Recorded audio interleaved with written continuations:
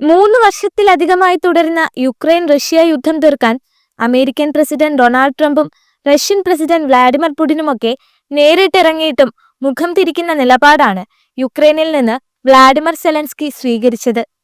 ഒരു വിട്ടുവീഴ്ചയ്ക്കും തയ്യാറല്ലെന്ന സെലൻസ്കിയുടെ നിലപാട് പക്ഷേ അദ്ദേഹത്തിന് തന്നെ ഇപ്പോൾ നാണക്കേടായിരിക്കുകയാണ്.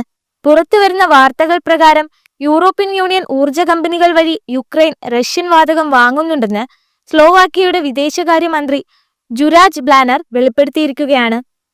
സ്ലോവാക്യ യുക്രൈനിന് റഷ്യൻ വാതകം വിതരണം ചെയ്യുന്നുണ്ടെന്ന് ആരോപിച്ച് പ്രാദേശിക വാർത്താ ചാനലായ STVRന്റെ സമീപകാല മാധ്യമ റിപ്പോർട്ടിനെ കുറിച്ച് അഭിപ്രായം പറയുകയായിരുന്നു ബ്ലാനർ.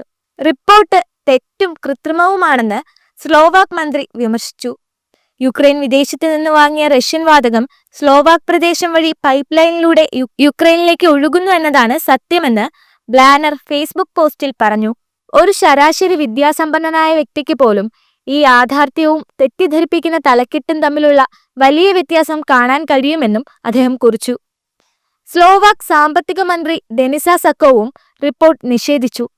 ചെക്ക് ജർമ്മൻ കമ്പനികളാണ് യുക്രൈന് റഷ്യൻ വാതകം വിതരണം ചെയ്യുന്നതെന്നും അത് സ്ലോവാക് സംവിധാനത്തിലൂടെ കടന്നുപോകുന്നുവെന്നും സക്കോവ വ്യക്തമാക്കി.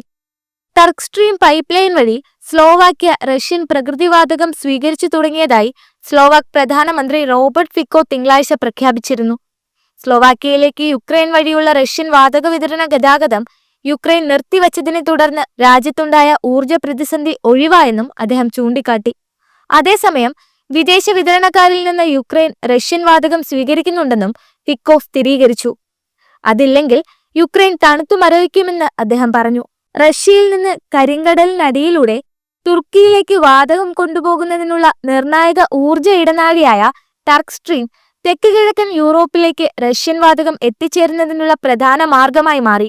അതേസമയം റഷ്യൻ വാതക ഗതാഗതം നിർത്തലാക്കുന്നത് റഷ്യയുടെ നിർണായക ഊർജ വരുമാനം നഷ്ടപ്പെടുത്തുമെന്ന് വാദിച്ചുകൊണ്ടാണ് യുക്രൈനിയൻ നേതാവ് വ്ളാഡിമിർ സെലൻസ്കി തീരുമാനത്തെ ന്യായീകരിച്ചത്.